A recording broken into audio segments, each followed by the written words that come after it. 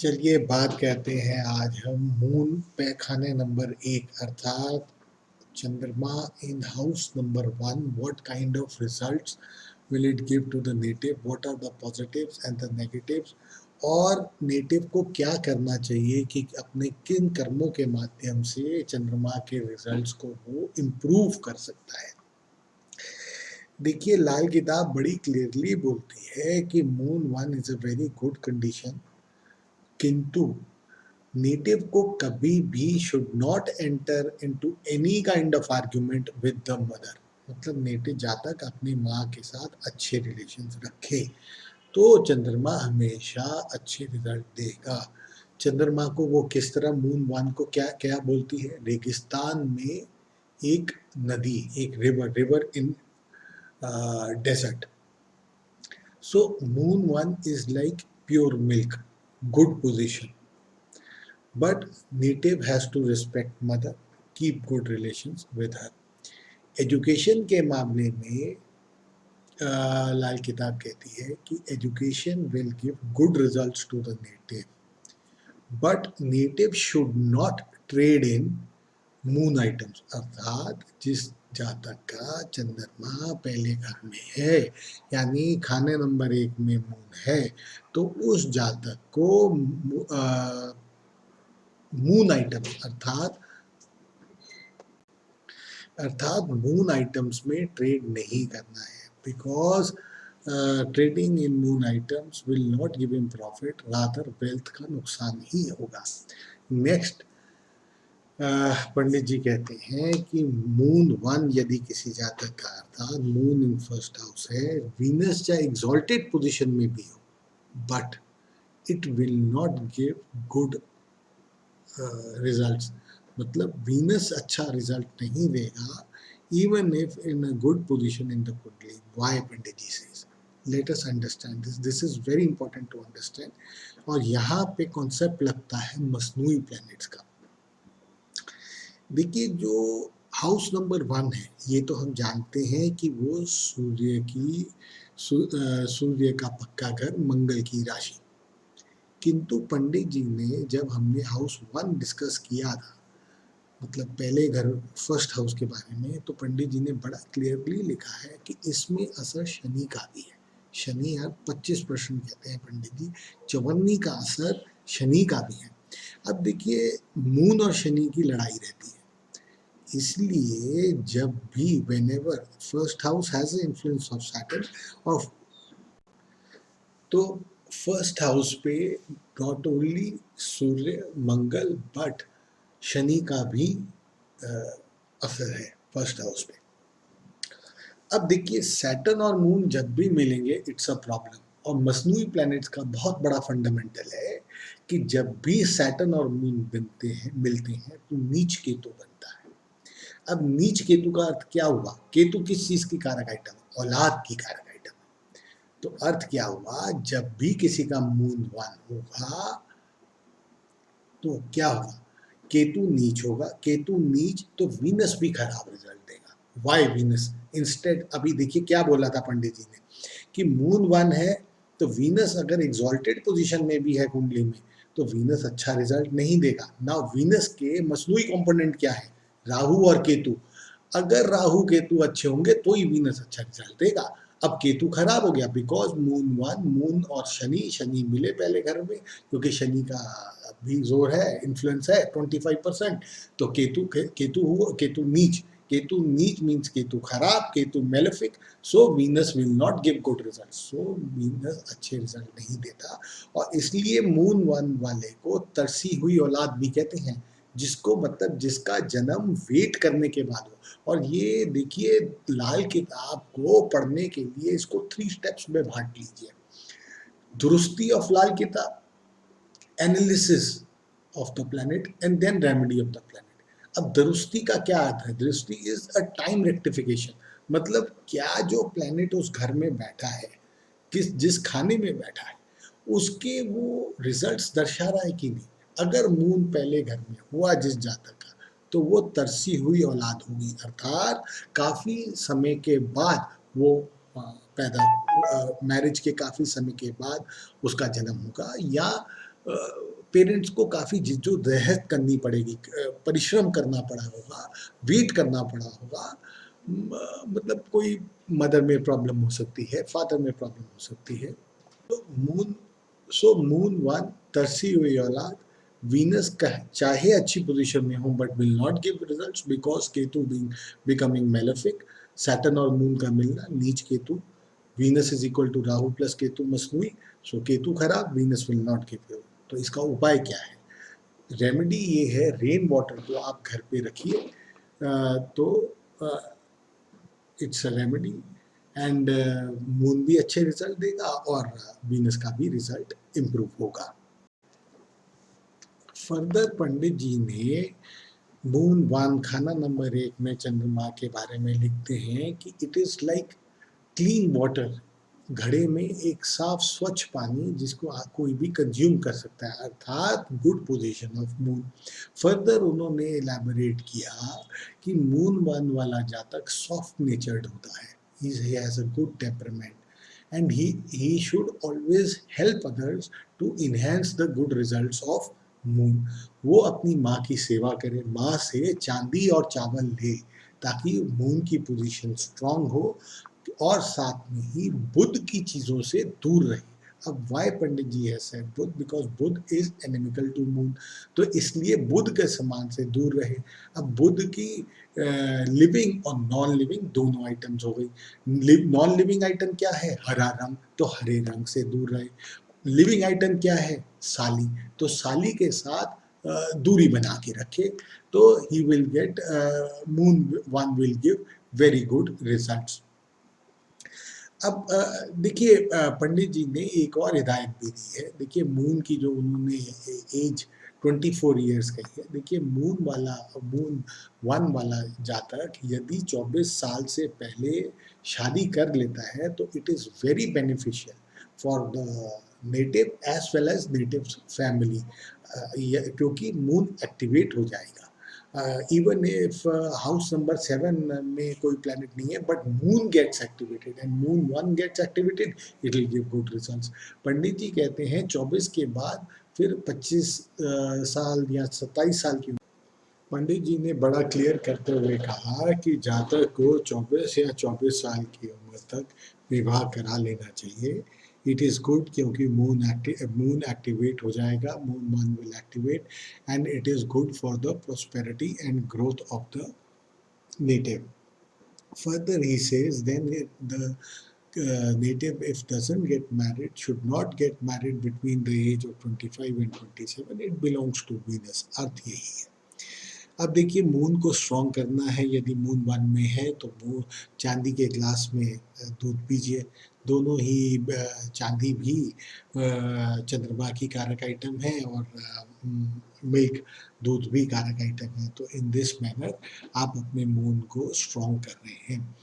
But apart from this पंडित जी ने बड़ा clearly ये कहा, जो ये चांदी का बर्तन है इसमें नाली नहीं लगी होनी चाहिए, जैसे केतली होती है ना, वो जो नाली है वो बुध की कारक आइटम है, दैट इज बुध की नाली। सो अगर आप मरकरी के पास जाएंगे, मून वन वाला जातक यदि मरकरी की आइटम्स को के पास जाएगा तो that will not give a good effect on the native. Further he says कि मून के रिजल्ट्स को बढ़िया करने के लिए आप तांबे के सिक्के को जल प्रवाह करिए। अब तांबे का सिक्का जल प्रवाह का अर्थ समझिए, जो फ्लोइंग वाटर है दैट इज हाउस नंबर 4 की कारक आइटम है। हर घर की भी कारक आइटम है, प्लैनेट की भी कारक आइटम है, दिशा को भी, हर दिशा को भी उन्होंने एक हाउस से डिनोट किया है। अब अर्थ क्या बनता है? अब देखिए हाउस नंबर 4 में यदि आपने सूर्य की आइटम डाली, मतलब फ्लोइंग वाटर में आपने तांबा जल प्रवाहित किया, यानी फ्लोइंग रिवर में, तो why it will improve? The earth is very clear, means सूर्य is giving support to moon, kind of it is exchange योग ऑल्सो। फोर्थ इज पक्का घर of what? Moon. First is पक्का घर ऑफ सूर्य, तो सूर्य गए चौथे घर में और चौथे घर मून गए पहले घर में, तो एक्सचेंज योग बनाना, तो whenever there is the exchange योग, the results will be good and we will get the native will get benefit results. Further Lal Kitab में पंडित जी ने कई उदाहरण के माध्यम से भी उन्होंने एक्सप्लेन किया है कि हाउ मून वन के रिजल्ट्स और रेमेडीज को देखना है। फॉर एग्जाम्पल आगे एक केस स्टडी लेते हैं, जैसे कि for example moon is in first house and Surya, Mangal या जुपिटर 10वें घर में हो, तो नेटिव को हर तरह की यात्राओं से फायदा होगा। This is what Pandit ji says, why he says that. Let's understand why in house number 10 moon के जो फ्रेंडली प्लैनेट्स हैं दे आर लोकेटेड, सूर्य, मंगल and Jupiter, so the native will gain from यात्राएं, बिकॉज वहाँ हमने जब पहले व्याकरण में भी पढ़ा 1:10 पोजीशन हम देखते हैं, जिसे हम एक लिंकेज भी कहेंगे। एंड स्पेशली अब देखिए पहले घर में जब चवन्नी का असर शनि का है, तो शनि का 10वां घर है, वहाँ जो प्लैनेट्स बैठे हैं अगर फ्रेंडली हैं तो definitely it's a good position, it will be helpful to the moon one native. और इसीलिए भी, और दूसरी एक और कंडीशन पंडित जी कहते हैं कि जुपिटर चौथे घर में, शनि 10वें घर में और मून पहले घर में, तो indirectly this is also a good position and native को हर प्रकार की यात्राओं से बेनिफिट होगा। And these are small conditions, small combinations, जिससे पंडित जी हमें सिखाना चाह रहे हैं कि हमें लाल किताब को इंटरप्रेट कैसे करना है और उसमें रेमेडी के तरीके कैसे बनाना। चलिए फर्दर हम देखते हैं एक और कंडीशन जो पंडित जी ने किताब अपने लाल किताब में डिस्कस करी कि मून 1 वीनस 7 अर्थ, ये हो गया moon is expecting Venus. It is not a bad combination in this case also. हमने पहले भी पढ़ा है, when moon aspects Venus the man will be a man of authority, but उसे अपने पे कंट्रोल रखना है, अपनी एडिक्शन और अपनी नशेबाजी पे कंट्रोल रखना है। इस केस में Pandit ji want to say that the relation between the mother in law and the daughter in law, अर्थात जातक की माता तथा जातक की पत्नी में संबंध ठीक रहेंगे, लेकिन मेल चाइल्ड की प्रॉब्लम हो सकती है। Now the male child problem again understand the same as we have discussed earlier. Saturn और मून का मिलन, नीच केतु, एंड वीनस जो बनता है राहु केतु से बनता है मसनूई वीनस। तो केतु एक कंपोनेंट खराब हो गया तो Venus will not give good, तो केतु एक कंपोनेंट खराब हो गया तो द कंसेप्ट जो औलाद होनी है यानी मेल चाइल्ड में प्रॉब्लम आएगी। तो इसका इलाज क्या कहते हैं पंडित जी, कहते हैं कि इसका इलाज ये है कि घर पे आप एक कुत्ता रखिए और उसकी सेवा करिए। मतलब कुत्ता भी केतु की कारक आइटम है, तो अपने कुत्ते की सेवा करेंगे तो जो नीच केतु है वो अच्छे रिजल्ट देने लगेगा। अब देखिए पंडित जी ने फर्दर मून 1 के साथ ये भी कहा है वीनस 7 अच्छी पोजीशन तो है, किंतु हाउस नंबर 8 में राहु केतु शनि नहीं होने चाहिए। Y does Pandit ji say that? देखिए इसके पीछे दो कॉन्सेप्ट्स हैं। जब हमने हाउस 1 डिस्कस किया था, clearly we said whenever we have to see the result, house 1 मतलब तखत के रिजल्ट देखने के लिए वी सी 1, 7, 8, 11 मिल जाते हैं, अर्थात इनके प्लैनेट्स को हमको स्टडी करना पड़ता है।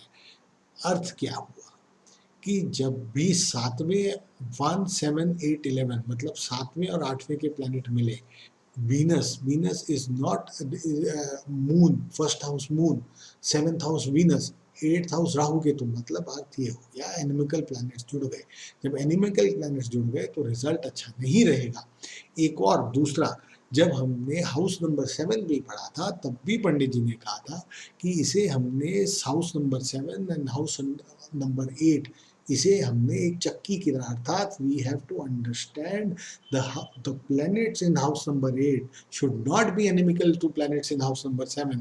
अगर है तो गृहस्थी ठीक नहीं चलेगी, प्रॉब्लम आएगी। तो इसीलिए then it is very clear कि for peace and prosperity house number 8 में मेलेफिक प्लैनेट्स टू मून या अर्थ, राहु, केतु या शनि नहीं होने चाहिए। If they are there then there is a problem to peace and prosperity.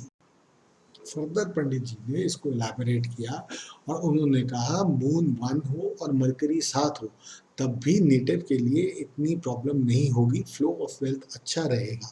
लेकिन इसकी एक खास कंडीशन उन्होंने बताई कि मरकरी 7 का link Rahu, Ketu, Saturn, malefic planets के साथ नहीं बनना चाहिए, because if Mercury forms a link then there is a problem, because moon 1 का लिंक हो जाएगा और और it they will spoil the good results of moon. Further what he says is moon 1 अच्छे रिजल्ट दे रहा है।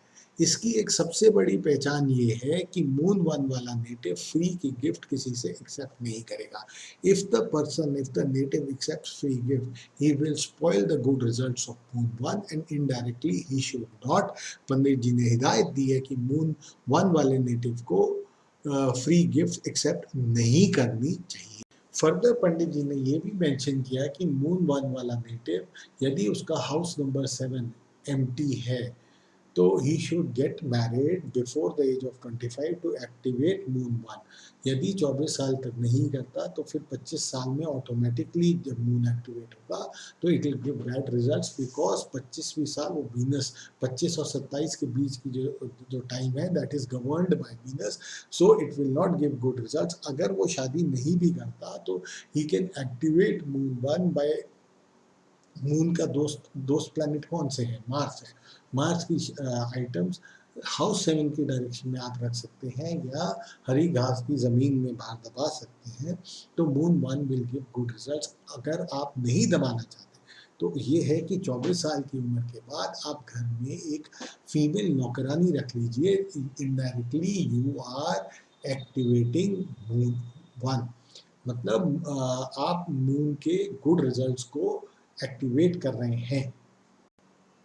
अब देखिए, या तो आप घर पे नौकरानी रखें या गाय की सेवा करें। इनडायरेक्टली यू आर वीनस की आप सेवा कर रहे हैं। गाय जो है वो वीनस है। या आप जैसे मैंने पहले भी कहा, हाउस 7 की डायरेक्शन में, साउथ वेस्ट डायरेक्शन में कुछ सामान रखिए मार्स का, मंगल का।